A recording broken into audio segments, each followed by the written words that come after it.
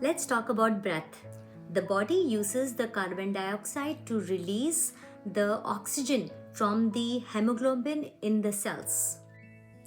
And we thought by breathing more, we were oxygenating our body. Actually, it is by breathing less, we allow carbon dioxide to release the oxygen into tissues. People who live on higher altitudes where oxygen is less, they tend to live healthier and longer. When we breathe excessive, in that case, there is a net loss of carbon dioxide, because of which there is reduced oxygen delivery and leads to constriction of the blood vessels.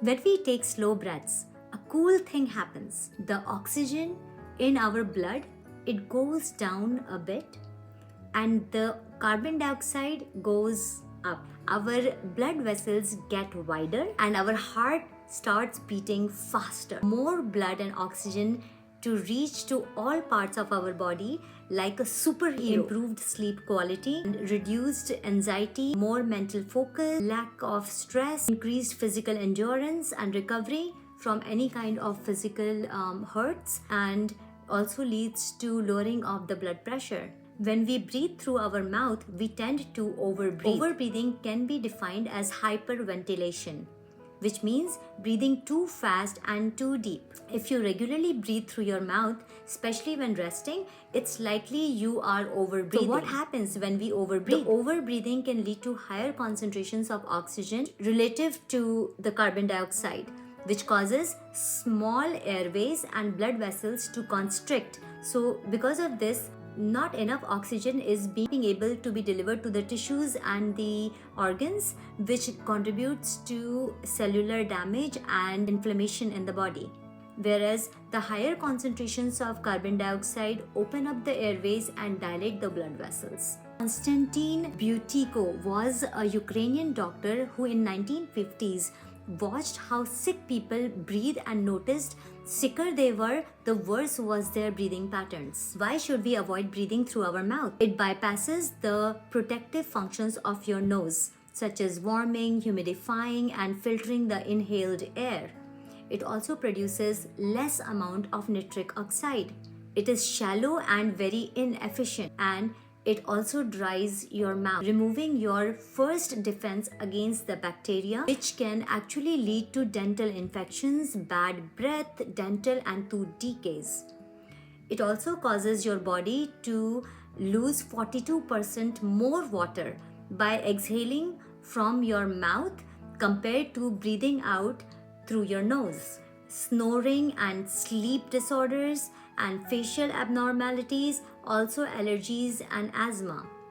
So some researchers suggest that breathing through the mouth at a faster rate during childhood time can contribute to facial features such as crowded or crooked teeth also. So as per the research, amongst the mouth breathing children, 86% slept with their mouth open, 79% snored, 49% had blocked nose. So why should you practice nasal breathing? Nasal breathing has some major advantages over the mouth breathing. Your nose and sinuses, they produce antibacterial, antiviral and anticoagulants, which prevents the blood from clotting. These are the properties of the gas, and the name of this gas is nitric oxide. It enhances the oxygen uptake, the absorption of oxygen into the blood vessels. So the nitric oxide dilates the blood vessels and they can help lower the blood pressure. So nasal breathing can help so many people, especially those who are suffering from allergies, from asthma, from stress, anxiety, exercise tolerance, poor dental health, infections and nasal congestions, and those who have sleep apnea, those who snore. So we will be talking about a special measurement tool known as BOLT score, BOLT, which means body oxygen level test. So your BOLT score is the measure of how long you can hold your breath after an exhale. And the more the carbon dioxide you are able to tolerate, which means that the more oxygen you are able to absorb. So let's see how to take this BOLT score. To get an accurate measurement, it is best to rest for 10 minutes before measuring your bolt score. Now listen to me very carefully. These instructions are simple and very easy to understand. Now keep a timer in your hand. So here it starts.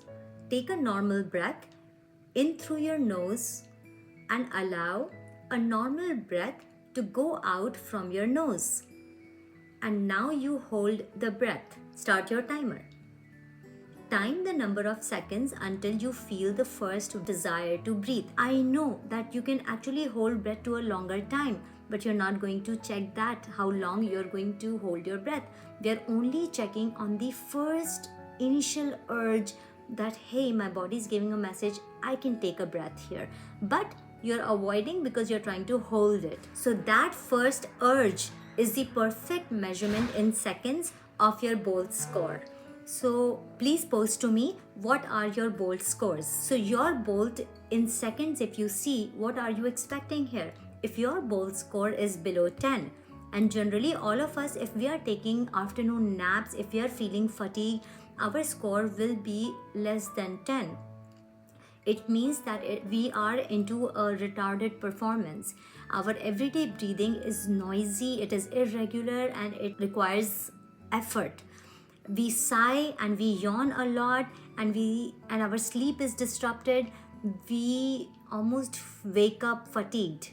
Zone out, we cannot survive without afternoon naps. If the bolt score is between 10 and 20, then our performance is poor, which means our breathing is compromised by a blocked nose, by wheezing or by coughing, and our sleep is also disturbed. Our energy and concentration is poor, and we are forgetful sometimes about things, and we also have urge for afternoon naps. If the bolt score is between 20 and 30, it is an efficient performance. Our normal breathing is quiet, it's pretty calm, and it's effortless, and the blood is very well oxygenated. The organs function amazingly efficiently.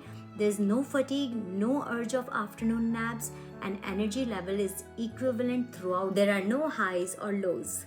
We will be able to improve the blood flow in our vessels, and therefore the oxygen supply to the various tissues of the organs. There are several ways to increase our carbon dioxide tolerance, and they all revolve around training our body to get more comfortable with reduced oxygen levels. The ideal bolt score for adults is at a 40 seconds mark, which is about 7 to 8 breaths per minute. So we are going to improve our bolt score starting from this week. We will be starting by taking short walks. While we will be walking, we will be doing a breathing exercise. With every step we take, we are going to keep a count, and the count will be of 4, 4, 4, 4.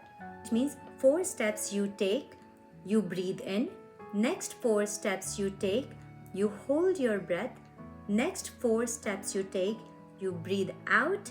And next 4 steps you take, you're going to hold the breath.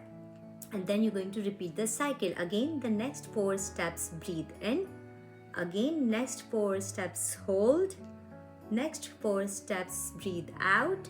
Next 4 steps hold.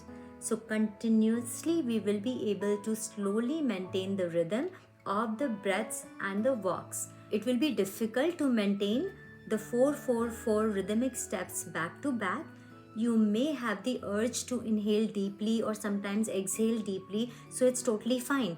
When you restore your normal breathing again, so start taking the 4-4-4 pattern again, and then you may want to stop and then go back to the exercise after you feel safe and comfortable to do that. But slowly, as we keep on practicing, we will be able to maintain consecutive 4-4-4-4 breathing patterns next to each other. And the whole walk we will be able to take with the pattern of 4-4-4-4 breathing. So everyone, start enjoying your walks and your breaths and coordinate them together. Take this exercise as the simplest way to increase our bolt score. And you know what? You can also use this technique while you are driving if you're comfortable with it. while you are in the waiting line, whenever you really feel like doing it. But the best way to make sure that you are doing it right would be while you are taking your walking steps.